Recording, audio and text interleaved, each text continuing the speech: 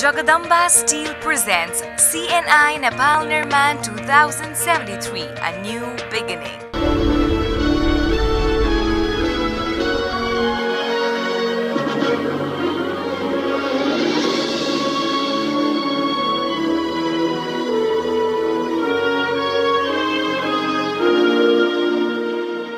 We'd like to welcome you to this special episode of Nepal Nirman Special.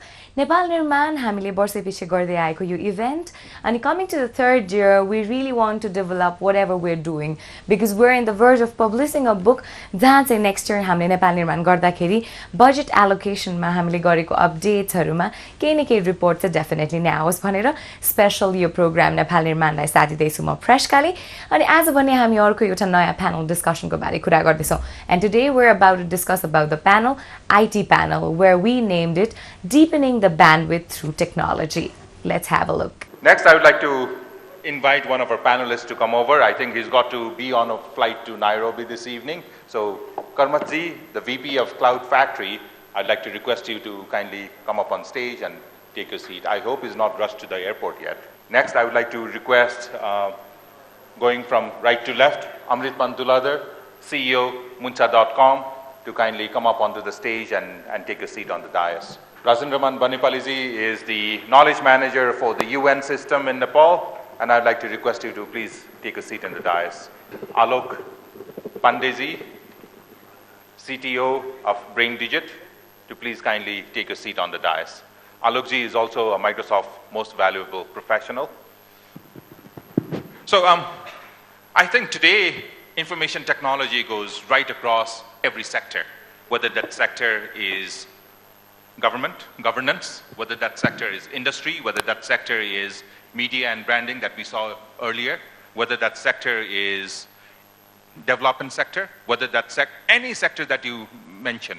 Nepal, I think, has seen a lot of progress in tourism, has seen a lot of progress in banking and finance, and insurance, post-disaster, and I think without technology, that would not have been possible. And we're looking at Nepal Nirman, a whole new beginning. I'd like to request my panelists to look at, to dream, to vision, and to look beyond tomorrow for Nepal Nirman's new beginning and to see how, with all of the new technologies that's coming up, that we would like to leapfrog and go beyond, not go through the same generations that the other countries had to go. I was talking to a foreigner the other day, and he was saying, in his 3 generations of development, we've seen in 1 generation in Nepal. And we'd like to do that and leapfrog into our development sector. Each of our panelists, we'd like to see what vision do you see for Nepal Nirman's new beginning. Saket, I'll come to you the last. Karmatji, I hope there's a mic on your table. Let's keep it short, under a minute. Well, with the use of ICT, right, the idea is that a landlocked country like ours can also sort of start to export the knowledge-based work, right? That doesn't require a port. So that's what I would like to see, because we see a lot of graduates, especially on the IT sector, over 5,000 students graduate.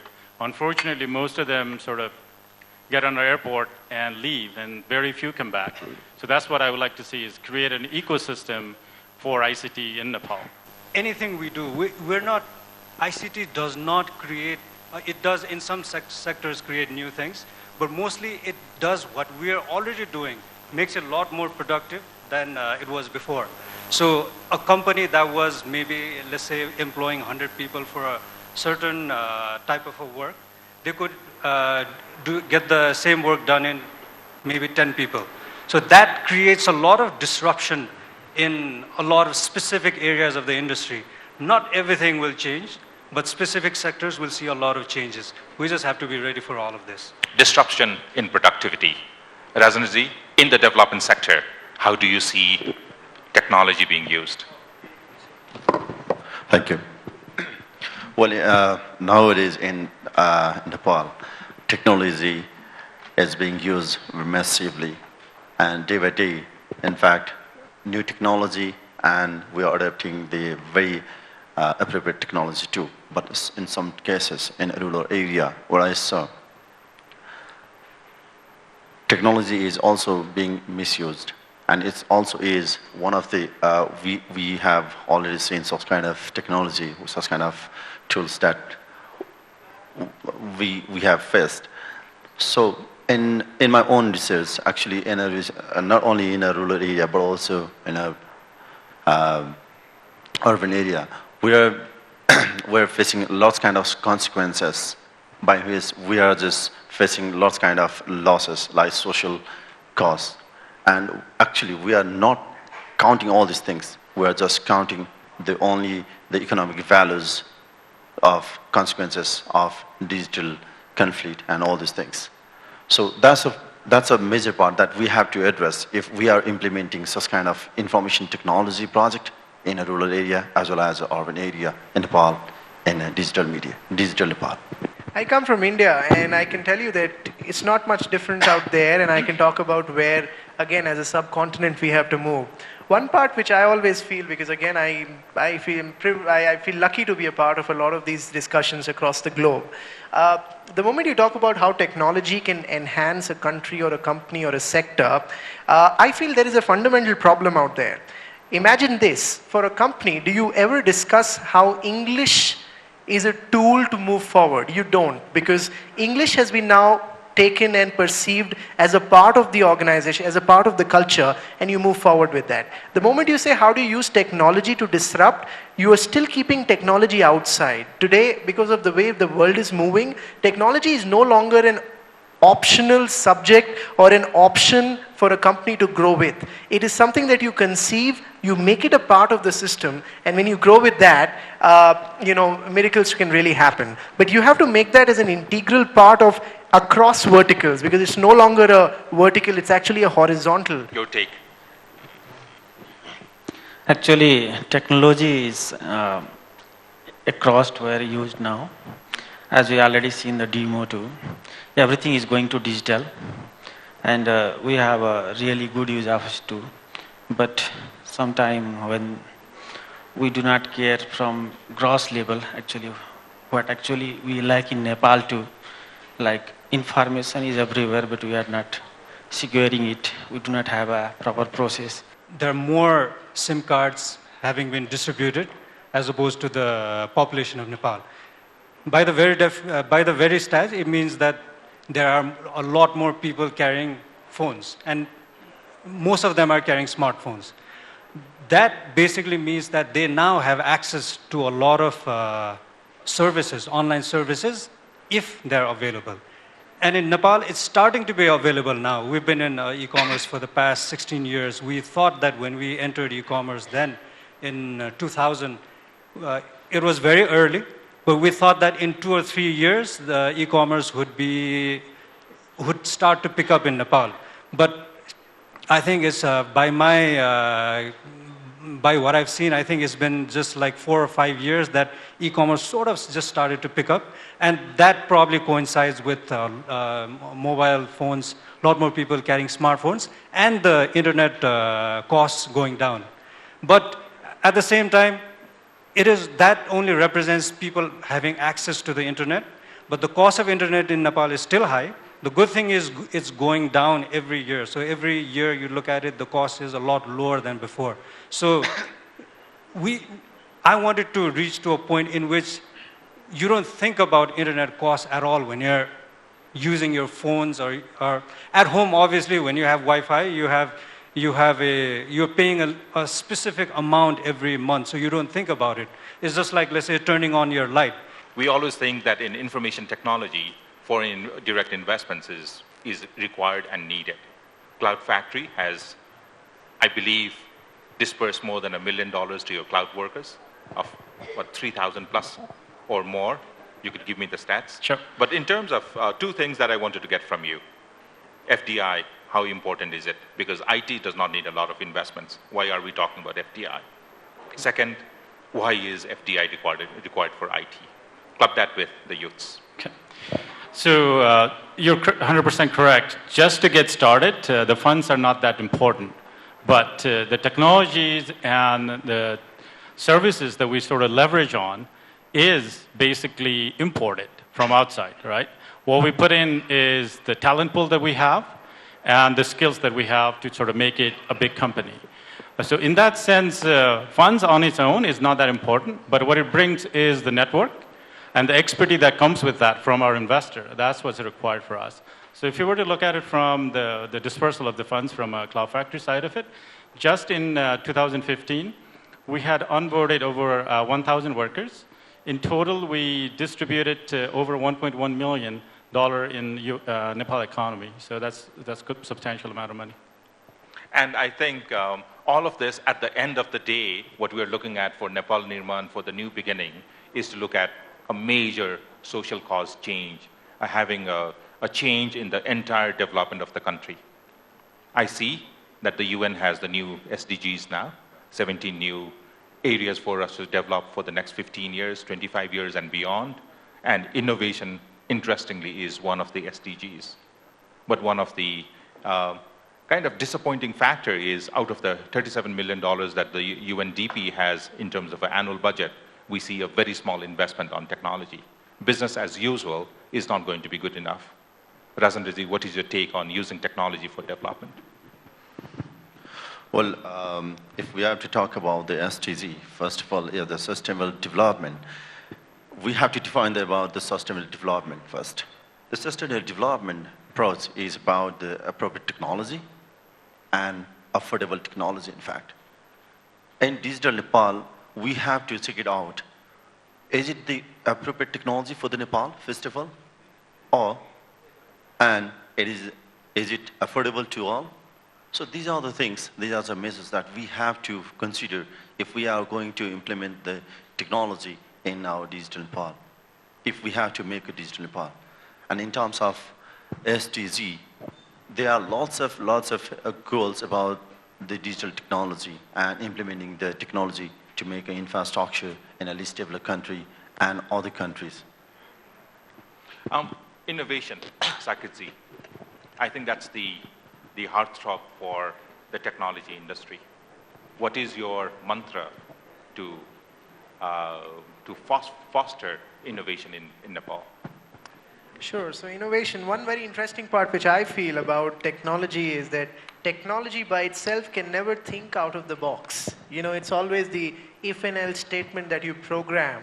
At the end, artificial intelligence is also about the long library of if and else statements which really go in there. So when you talk about innovation, I feel there's a long way where the existing technology, if we can really automate things with that, beyond office automation, I feel the last 15 years, thanks to TCS, Tech Mahindra, Wipro, you've already had that wave. The next wave is where, again, we take technology into our lives and enhance it in a much better way, where we use the Cortanas and the series of the world and just add an added layer of whether we are going on a holiday or in the morning when we are waking up and checking the weather or reading the news which are relevant to us and the stocks that we've invested in. So there are multiple ways by which you can enhance the existing things which are already there.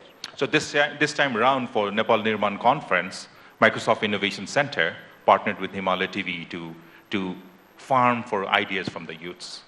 350, 380 plus ideas came up. And I think we saw 2 presentations, Ojas, Melissa. One in the past panel, Sudeep was also mentioning about his idea. And I think after this idea phase, Alokji, I would like to request you to ask you, saying, how do we convert these ideas to the next phase of prototypes? What's your take on helping them with technology so that ideas are great, they're a dime a dozen. They come when an apple hits our head or when we have that eureka moment in the tub. But how do we take it to the next level? Yes, actually we have really good ideas in our idea portal, as well as we also seen ideas. To take it in implementation level or prototype level, actually they need to choose right things like technology, execution, and the process they involve. And to get that, just college knowledge is not enough, as maximum idea picture are from the colleges. They need to be connected with a right person who can mentor them. And a lot of community as well as MIC Nepal is also working on that area. That can really take them up to on prototype level or in execution level. To get more effective on prototype level, actually they need to follow not only the process they get in internet or somewhere from mentor, they also follow the heart. Actually, they believe and those ideas are not. So two things that came up, and I would like to, you want to contribute? Sure, I'll go just on. add some small part to this that, again, just speaking from a little bit of global experience, this is a fantastic thing that you guys do when you talk about 300 ideas, because then you have the real people who have problems coming out with certain technological solutions which can solve it. And just to give you an idea, I mean, it doesn't really matter whether we are still not, even India or Nepal is still not from the developed nations, but if you see a product like Skype, it comes from Estonia, nobody knows that, but that's where it was developed. So if an idea can really solve a problem, in a country where you said 50% of your population is less than 25, that means in the next 10 years, you will have a massive growth of people who will actually know how to use the internet. Any idea can potentially really become a billion-dollar opportunity. And I think these are breeding grounds, and it's a phenomenal thing if you have 300 ideas of, this. It's really commendable. So, For the private sector, Amritji, I'd like to get your inputs next. HR development and our investment into HR development. Because after all, talent is our raw material. What's your take on that? Yeah, IT has actually opened up a whole lot of avenues in that, like for training, to getting exposed to ideas. There's always, anytime you need to look up anything, like let's say there's some new program opening up, some new idea, you can always Google it, you can always look it up on YouTube, and that has actually created a whole different paradigm. It's like when we used to go to school, college school, we never thought about crossing the professor. Like whatever he said was always true. And it was such that if you said something, if you corrected him, he would be very mad at you and he would fail you in the class, right? But the truth is that everyone has a limited set of time, a limited set of knowledge. You won't know everything. And with the internet, you can now learn a lot of things that even your teacher, let's say your mentor, might not be aware of. So are we as a culture able to take this? In a way, in HR also, when you go to college, when you go to work, everyone has a lot of fresh ideas, but in the company hierarchy now, are you going to allow someone subordinate to you? Are you going to give him credit and all that? So in a way, culturally also, we need to adapt to these things, to this new reality. So I think one of the biggest areas that we come in is normally conflict. We've gone through 11, 12 years of a conflict time where, and now also post our constitution, we're seeing conflict. And security does play a major role in conflict management. Razanji, UN has played a major role in, right from the UNMIN days to now. How do you see technology playing a part in the conflict management? Well, directly addressing such kind of conflict in Nepal, basically I would like to concentrate in a digital conflict, in a digital Nepal in the future. Well, in terms of technology implementation in Nepal, actually, we are just having an excellent technology in Nepal. Actually, no one can stop to implement technology in anywhere in the world. But while implementing such kind of technology, actually, we are just not focusing small things. Like, I would like to focus on content and social cost of the consequence of the digital conflict. Well, nowadays we can just see lots of ideas as are coming to implement, and lots of ideas are just getting implemented in our area. But we are not focusing the content. We are trying to implement the internet in each and every schools. We are trying to get the connected with the internet. but we are not figure out what content we are going to deliver. If we are going to deliver the internet in a school, are we going to deliver the right content to the school?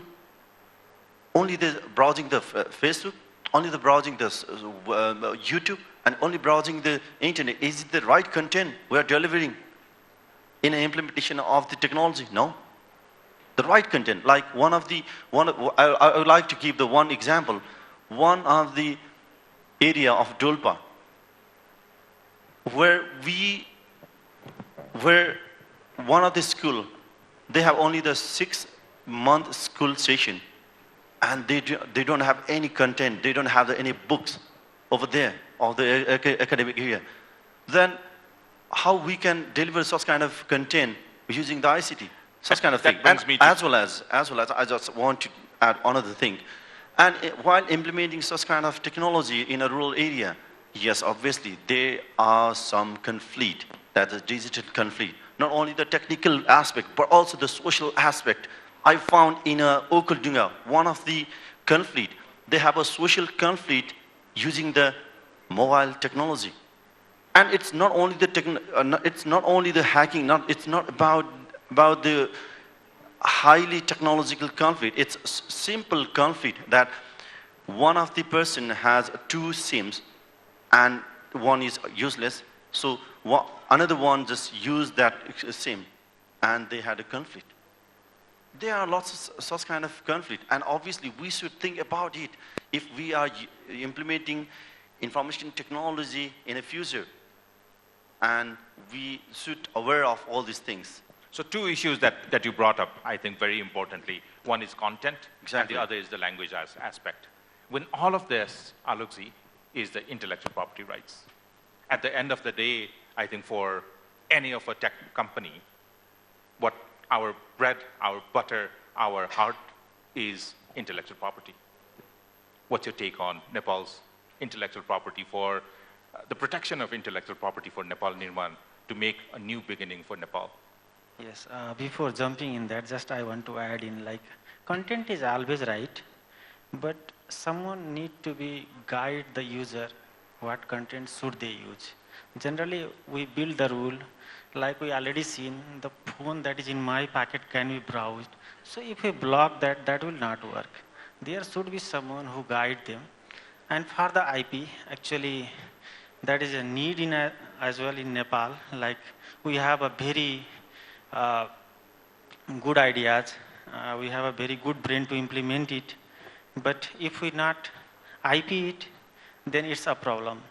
Like, if someone have a business with few technical solution with right process, and if that is not in IP, then someone is just replicating it. Actually, they can't do anything, but they are just generating a problem. So IP is something that can help, so that anyone can come up and say that this is my idea, I want help, I want something foreign investment or anything. So that is the thing that need to be implemented. We have something in Nepal, but it had to be taken in as a separate industry and separate policy that will actually protect our any idea that is not practically implemented, but at least in all the process as in document process. That is my point. Always the discussion with content comes with the language issues. Internet, I think, has made English so much more popular than the British Raj ever could. And I think that we always come into a dilemma where, with the federal government, we seem to be going into a system where the federal government seems to be running in local languages, seems to be a huge challenge in terms of technology, where all of these languages has to be now standardized with all of the tools to be built up and a huge investment going on. We see that with Europe, with the EU, where language for them is a big challenge, is a big cost. Saketji, what's your take on English as a lingua franca for technology? So I feel the moment you look at English and the challenge which it brings in, see, the place where both India and Nepal is today, see, we have to understand where we are standing and then we have to fight from there. I feel we are still at a point where embracing in totality the existing technologies which are there has still not happened in our countries. In order to do that, English is the platform. I mean, if we keep saying that, no, in fact, I personally feel if a person is growing up, English and computer science, if these are the only two subjects, these are the real passports for any person to be a global citizen. So instead of looking at our language today, we should embrace English, master English, let's go and understand what they do in English, then come back. We've got our own text, our own literature, which is so very rich.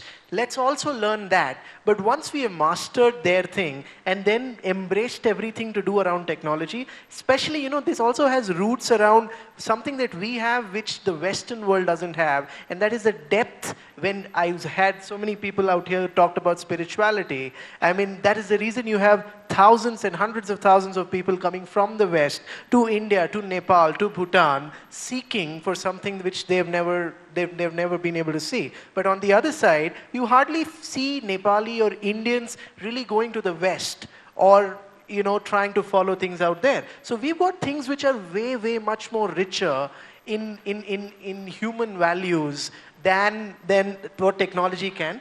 But I would love to have technology plus that, and to do that, English is the key. We have to accept that. Deepening the bandwidth through technology was all about the IT thing and the revolution that technology is taking over. हामी जे जस्तो छौं बिहान उठ्दैदेखि राति सुत्ने बेलासम्म the first thing that we look over is our phone. अनि यही फोनमा हामी आबद्ध भएर के अरु नयाँ कुराहरु गर्न सक्छौं, what we can do for our development भन्ने हाम्रो major यो perspective रहेको थियो. I hope you really enjoyed the session. With the continuous session, I'm going to be right back with the next episode. Till then, it's me Prashka signing off for now. Bye bye, take care, adios.